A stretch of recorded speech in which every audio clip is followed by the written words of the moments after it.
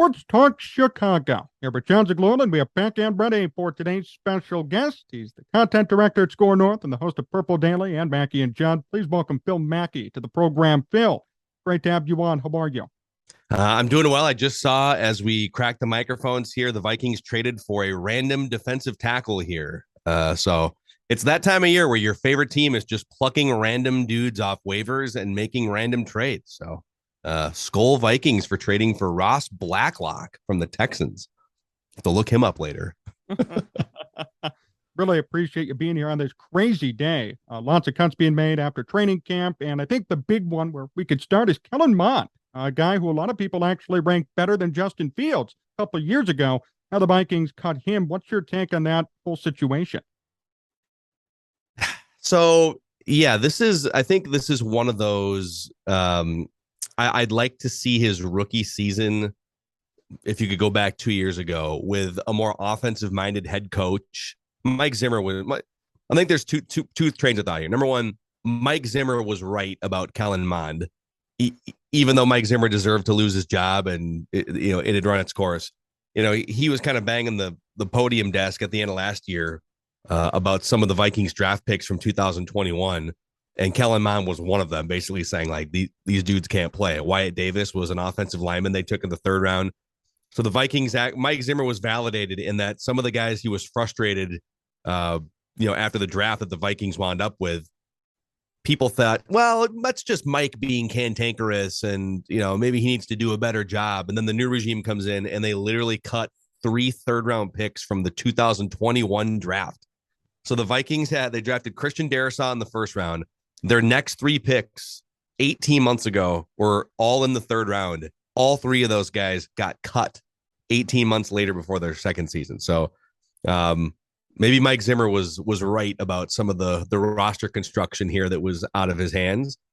But on the flip side, the new regime decides, this guy can't play. Kellen Mond, we're not even going to keep him on the 53-man roster. And I've seen rumblings that they might not even offer him a practice squad spot. So the chatter a year and a half ago was, the Vikings may have found a future successor to Kirk Cousins. And now it's like, oh, okay, well, we've seen him play in some games and, they're just wasn't a whole lot there. So, better to get rid of him now than try and drag it on for another year or so. And they wind up trading for Nick Mullins, who's played started 17 games as a backup. So at least they have someone who's won a game or two behind Kirk Cousins, and we'll see what happens. Do you think he latches on anywhere? I mean, what was the problem with him?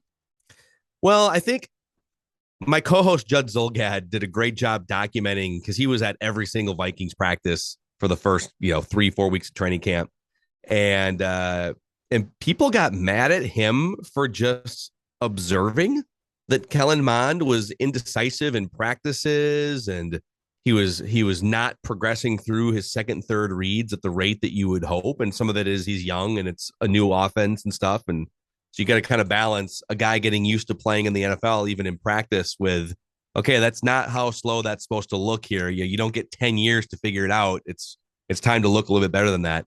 And man, I mean, people were hammering Judd for, you're being too negative, or you're being unfair to Kellen Mond, or this or that. It's like, well, the coaching staff clearly felt the same way. He didn't even start in the third preseason game. They had decided by the third preseason game, they made a trade, and then they started Sean Mannion, who's just been atrocious at every single step of his NFL career. He is not a viable NFL quarterback. And they had decided that, he's actually going to get the start and play in the first half of the third preseason game. So, I think we did the math when they drafted Mond that, and hell, the Bears know this as well as any franchise too, that it's hard to find a quarterback anywhere. But once you start getting in like the third, fourth, fifth rounds, you really only have in those middle rounds, historically, the last 25 years, maybe like a 17 to 20% chance of those quarterbacks becoming multi-year starters. So I think fans are just a little bit disappointed that he wasn't a little better, that he's not even a backup. You just wasted the third round pick, and a year and a half later, he's not even on your roster anymore. So it just kind of feels like the same old story with the Vikings trying to find whatever the next, who's the 10-year quarterback is what we've been trying to figure out here basically since Fran Tarkenton. And it's not going to be Kellen Mond. We've at least answered that question. What's going to be the plan moving forward? I mean, this is going to be Kirk Cousins' last year, right? So what do they do? So he actually signed a contract through 2023. So they don't have to really start. And he's only like 34 years old, which in quarterback years is not that old. So I think there's a chance they might look at the first or second round in next year's draft because there are a lot of really good quarterback prospects for next year's draft class. But I also think they made a decision a few months back and said, all right, is Kirk Cousins, Patrick Mahomes, Tom Brady? No, but he is one of the 14 or 15 best quarterbacks in the world. You could do a lot worse than a Kirk Cousins. Let's see if this new offense and coaching staff, Kevin O'Connell, can breathe a little more life into Kirk's career and see what happens. And if it's something we need to confront after 2023, then so be it. The problem with Kirk, he's in the top half of the league in terms of starting quarterbacks. I think some of the more diehard Cousins fans would say, well, if it wasn't for this, this, and this, he's really like the eighth best quarterback, and you got to give him the infrastructure. We'll find out. I think there's a lot of things about his personality and leadership and his conservative style of play that just kind of prevent him from being a better quarterback. But I think they're probably going to just ride it out for the next 2 years with him if someone falls into their laps in the draft. But I don't think they're as concerned about what the quarterback spot looks like in 5 years as maybe I am or other Vikings fans are. They're just literally taking it year by year with Kirk at this point. What do you think about the new regime and their ability to get more out of Kirk? I do give them a better chance than the Mike Zimmer led coaching staff. I mean, put it this way. Mike Zimmer didn't meet regularly with Cousins until their fourth season together. It was like dragging Mike Zimmer and pulling his teeth out before he agreed to meet 45 minutes every single Thursday with the most important player on the team. And it was Kirk that kind of pushed for it. And so at least now with Kevin O'Connell, we know that these guys are in constant communication. They're texting. They are meeting on a regular basis. O'Connell is getting Kirk's thoughts on game plans starting next week of what do you like, what don't you like? If you don't like this play, that's okay. And so you just building that relationship should, in theory, produce better results in some certain situations offensively. And Kevin O'Connell talked a lot about early on when he first took the job about getting Kirk to play with a more quiet mind, because Kirk, you can look at some of the analytics and stats. Once you get past like clean pocket first read stuff, which he's amazing, and you get to more improvisational second, third read late in the game, defense has its ears pinned back. He is not as good in those situations. I don't think he's ever going to be Pat Mahomes in those situations, but can he be better than he's been so far? And like that, to me, that's the biggest challenge starting with the Packers next week. I didn't know that about Mike Zimmer. So he barely met with Kirk. Do you think the Vikings in general are going to be better just by virtue of getting rid of Zimmer? Yeah. I think we've gone so far down that path in Minnesota. Even the Vikings as an organization have kind of pushed that narrative too of, boy, now that we got that cancer out of the room. But really, Mike Zimmer is one of the three best coaches in Vikings history. I mean, they're like 16 games above 500 in the 8 years he was there. In the 4 years before Cousins, they were averaging over 10 wins a season. They went to the NFC Championship game. And I think Mike would tell you, listen, Kirk wasn't a train wreck, but he was trying to warn the organization and the fans, don't sign a non-elite quarterback to that kind of a contract. It's going to erode everything we're trying to do. And he said that, and he was right. And they did it anyways. And so I think he always kind of resented the fact that they brought him in against his wishes, and he never fully committed to the relationship, which is on him. I think his time had run its course. I do think people have taken it too far, saying that, oh man, now that this incompetent, cantankerous defensive guy is out of here. It's like, well, he was right about Kellen Mond. He was right about a couple of their other third round draft picks. And, ultimately when Danielle Hunter was on the field, they had top 5, top 10 defensive metrics across the board. So I think he would also tell you my defense wasn't as outdated as people like to think. I just lost one of the best pass rushers in the NFL. So it was time for a change. I do think Kevin O'Connell fits Kirk Cousins and the offense better. I think they're going to be better. But I also think we need to be careful not trashing Mike Zimmer and blaming him for all of the Vikings' shortcomings. How confident are you in this new regime overall, GM and head coach? I like it. It feels more modern. It just kind of feels like, for the first time that I can remember, the Vikings have, for instance, a clock and game management assistant coach. Like Mike Zimmer would spend hours and hours game planning largely on defense, and he would call defensive plays and all this stuff. And And, it would come down to these 2-minute situations where you need to make sure that you are managing the game in the right way through play calling and through timeouts and clock management. And it always felt like, and I'm sure a lot of fans feel this way about their teams, that they just don't spend enough time on that important area. So the Vikings have an assistant coach for that now. They're going to be running, I think, more 3 wide receiver sets than pretty much any team in the NFL not named the Rams, to play to their strengths. Can they get, Justin Jefferson had a huge year last year, but my God, he had like 40 or 50 fewer targets than Cooper Kupp did. Why? Get the guy the ball. There was a couple games where like Justin Jefferson had a 2-game stretch in the middle of last season. I think it was back-to-back losses to the Cowboys and the Ravens, where he combined for like 9 total targets. Like, why? That guy should be getting 12 targets every single game. So stuff like that, just little details.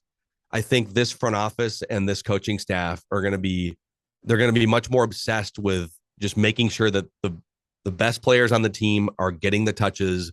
I think the defensive scheme is going to be very advantageous for Danielle Hunter and Zadarius Smith, who the Vikings signed as a free agent. Those were 2 of the best pass rushers in the league as recently as like 2 years ago. If they can be healthy. So I just see a lot of good things if they can be healthy and if Kevin O'Connell is as advertised. How far do you see him going? Well, generally speaking, year 2 under the new offensive-minded head coaches in the NFL tends to be the pop year. Although it is worth noting, when Sean McVay took over for Jeff Fisher in 2017 with the Rams, they went from, I think, 32nd in offense to first overnight in the first year. And they win like 11 or 13 games or something in that first year. They did. So, it is a jump is possible. I tend to think that the second year is going to be, and then you're going to have Darisaw, the left tackle, going into his 3rd season. You're going to have Jefferson officially in his prime. And, but I do think, so the Vikings haven't been above 500 in like 900 days. I mean, they've always been around 500, but they haven't been above 500 since 2019. So I think they're going to be above 500. I think they're going to win 9 or 10 games. And then it just kind of depends on, where the Packers finish. Are you playing a road playoff game? But I think they're going to be better. I think they're going to be a playoff team. And then I think whatever the peak of the Kirk Cousins, Kevin O'Connell era is, I think happens in 2023. Phil Mackey here on Sports Talk Chicago. Phil, what's your take on the Bears right now from a Minnesota perspective? Well, it is really interesting because the Vikings and the Bears were fighting over the same head of football operations, and the Bears wound up winning out. And I think a lot of us here kind of wondered, then the Vikings wind up with Kwesi Adolfo-Mensah, who I love the hire. I think he's going to be excellent, but he took the job with, I think, an edict from ownership saying you can't strip it down. You can't. I know for a fact the Vikings entertained discussions about trading Kirk Cousins this last offseason. And it sounds like ownership didn't necessarily say 100% no, but they were not interested in starting over with a blank canvas at quarterback. And so I think whoever took the job, and it wound up being Kwesi, they had to come in not looking to tear the whole thing down, but to try and build off of what was already there.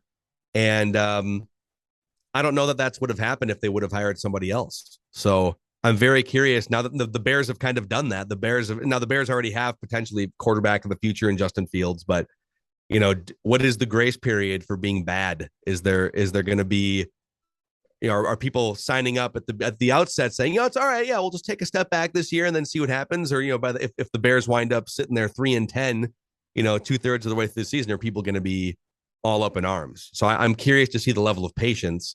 It all depends to me on Justin Fields. To what extent is he a guy that elevates people around him?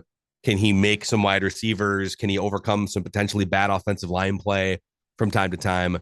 If the defense isn't holding teams under 20, 24 points, can he get out there and score points? I don't know that any of those things are realistic in year 2, which is really kind of year 1 with a new regime. But then again, it doesn't matter how bad the Bears are. The Vikings always struggle to beat them at Soldier Field. So I fully expect these two teams to split their season series no matter what. How have you evaluated Justin Fields so far based on what you've seen? It's so hard. I think he set himself up a little bit when he made that comment at the beginning of his rookie season. Like, I'm kind of surprised at how slow everything is. It's like, dude, that's going to change. I mean, Trevor Lawrence looked like he was completely in over his head, and he's regarded as a generational quarterback prospect. I mean, give me a guy with a huge arm, with a huge body, athleticism, mobility. Reminds me a little bit of Dante Culpepper, 20 years ago with the Vikings. And then Dante suffered the devastating knee injury. But I think if Fields can tap into all of those tools, actually get things to slow down so that he can pick apart defenses. I mean, there are worse blueprints to start with than what Justin Fields has physically. And I think what I don't know, because I'm not following the Bears on a regular basis, is how is he leading? How is he processing? So many things we talk about arm strength and athleticism and mobility and all these things. It's like, yeah, but if you can't process it in 2 seconds, or if you can't lead your teammates or play with a quiet mind, as Kevin O'Connell would say, then some of the physical attributes don't really matter. So that's what I would be the most curious about with Fields. What do you think about the roster around him? A lot of people have said that this could be a downfall for him in year 2. Do you think that could be an issue? Yeah, I feel like I don't know the Bears roster anymore. I feel like there's been turnover, and I think I would be really worried about just the lack of skill position players at this point. The good news for the Bears is, as they enter subsequent drafts, finding top level wide receiver talent. And the Bears have always it seems to me like they've always found running backs in various rounds. And so like there's always going to be players to find. And I think it just depends on, can you keep a coach for longer than 3 years? And is Justin Fields the guy, at least? Is he one of the 15 best quarterbacks in the league where you can say, all right, we're going to stick with this guy for 5 or 6 years? But I think where I would be a little bit nervous is looking around that division right now. Justin Jefferson, the skill position players the Vikings have, KJ Osborne. The Packers took a step back in that regard, but they drafted the kid out of North Dakota State, that Christian Watson. Alan Lazard should step up. So I think what does this thing look like out on the horizon for the Bears starting in like 2023, and who is going to be taking over that division? Aaron Rodgers is going to be coming down. Kirk Cousins, like we talked about, is in his mid-30s. The Lions, until proven otherwise, are the Lions, and they don't have a quarterback of the future yet. So this might look bad for the Bears this year, but I feel like it might be shaping up for them if they nail some of these draft picks, and if they did nail Justin Fields and the new coaching staff. Maybe it turns around quickly for them starting in 2023. I mean, is there any optimism or hope for them to flirt with a wild card spot this year, or is that's not even an expectation, I would guess? That's not an expectation. A lot of people are saying 7 to 8 wins, and then next year with $120 million plus in cap space, that's going to be time to spend money. Yep. And that's, and I feel like Chicago in the past, it feels like they have been able to at times make little splashes here and there in free agency and trade. And so if you've got the quarterback, and Chicago depends on, sometimes if free agents would rather not play outdoors in that weather in December, but cap space, things are kind of shaping up organizationally, and it's a nice blank canvas. Phil Mackey still here on Sports Talk Chicago. Phil, a few more questions before we finish up. First off, poker. What's your connection to poker? To poker? Yes. So, I don't know if you can see this here, but in 2009, I co-founded a couple things with a business partner. So I used to play online poker all the time during the early 2000s, like 2002 through probably 2009. And so I played a lot of online poker. I played for a partial living, at least. I paid rent money for a few years playing poker. And I co-founded the Minnesota State Poker Tour and Minnesota Poker Magazine. And so the Minnesota State Poker Tour has now evolved into the Mid-States Poker Tour. I haven't been involved in years, but it's become a really large, successful poker tour. And so I kind of had my hand on the playing side. I was always would stay up and watch the World Series of Poker. I would do the pay-per-view version of the World Series of Poker without hole cards. And I would just sit up till 5 a.m. watching those guys. And then I got into the business side of it too. So yeah, you poker guy? Not really, no. But I was just curious because I saw you have a pretty big connection to it when I ended up looking around online. How good of a player are you? I mean, I'm not going to be showing up. I haven't played in probably 9 years, and I'm not going to be showing up, at the World Series of Poker final table next year by any. I'd love to play again at some point, but I was good enough to take some other people's money online for a while and pay some rent. So you don't have to be the best. You just have to, maybe be like not one of the 2 or 3 worst at your table. What's the best round you've had before? So I played largely tournament poker in 2 different forms. I played, and so I would say like 80% of what I played was called single table sit and goes, which are you would sit down at a table online, and I would play like 3 or 4 tables at once. You'd buy in for 30, 50, or $100 were kind of the levels that I would buy in. And so you'd have 9 or 10 people would buy in for, call it, $50. And then the top three at each table would get paid. So I wasn't necessarily playing like, a 10-hour cash game or these big tournaments where you win $100,000 or what. I've played in some of those too. The biggest score I think I ever had in a live tournament was like $2,000 or $3,000. Wow. Otherwise it was largely just grinding these single table tournaments so that in a given day I might win like, $2,000 or something playing these like little $30, $50 sit and goes. But then you also go on a run where you lose money for a month because that's how poker works. You have to really get used to kind of losing your ass for a few weeks at a time and be comfortable with that. And I had a lot of friends who would play and couldn't handle the swings. They would get pissed at every bad beat, every bad turn of a card. It's like, that's going to happen forever. As long as you play, like you're going to get burned by the deck. You have to just kind of live with it. What's the worst swing you've had? Like a time in which you've lost so much money at once or over a period of time? So I had nothing that would like jeopardize my ability to pay rent, because you want to always kind of play within your means. Sure. I think a lot of poker players go wrong when they go on a bad streak and then they say, I'm going to try and make it back, so then I'm going to go up a level or two. But I do remember one time, I think I was 19 years old, and there were some sites where you could get online back in the day and play when you're 18. And so one of the sites I used to play on was called Royal Vegas, which was it was mostly like all of these were offshore sites, but Royal Vegas had they were like multi-table mini tournaments.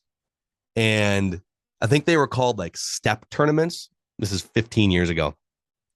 And I remember one time, and again, I was 19. I was interning at KFan Radio. I had, I don't know, $1,000 to my name, just working part-time jobs and stuff, right? No 401k, nothing. I just had, and then I would go and like put a third of that on a cash game or something like at Canterbury Park or whatever, like an idiot.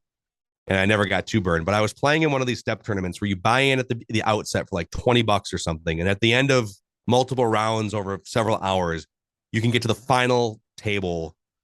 And it was me and one other guy. And the top prize, I think the top prize was like $4,000. And then second place was like $1,200, which is still pretty good. And both were like at least double what I had in my checking account at the time. And I remember having an 11,000 to 1,000 chip lead on this guy. Something that was like a 10-to-1 chip lead ratio. And he just kept winning every hand. He won like X amount of hands in a row. But in my head, I was like, oh man, I'm about to win 3,000 or 4,000. Now I'm 19-year-old about to win $3,000, $4,000. And I remember losing, like he beat me X amount of hands in a row. And so the chip lead switched over and I lost. I still won $1,200.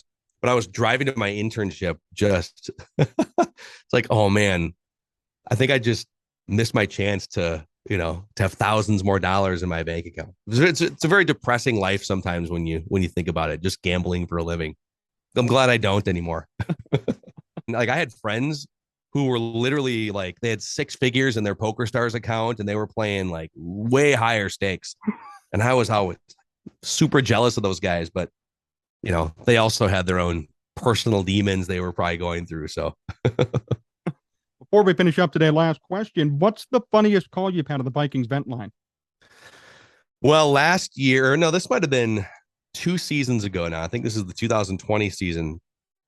Chancey in Fargo is one of our favorite callers. It's for a long time, it was a call-in radio show. And the last 2 seasons, it's been exclusive to the Purple Daily YouTube channel. So we bring people into the video for 2 hours after the game. And Chancey in Fargo got so mad after a loss in 2020 that he actually lit a dumpster fire live on the Purple Daily YouTube channel. He was standing in a giant dumpster with a bunch of odds and ends and cardboard and stuff. And he lit a dumpster fire and stood in front of it and delivered his absolute torching of the Minnesota Vikings. So I think like lighting a dumpster fire in the middle of a dumpster fire season probably ranks number one. Well, Phil, thank you so much for joining me. Always a pleasure. Great to have some insights on the Vikings, and best wishes over at SKOR North, too. You guys do a great job every day on YouTube. Thanks, John. Appreciate it. And you're killing it as well. So keep up the good work, and we'll talk again soon, man.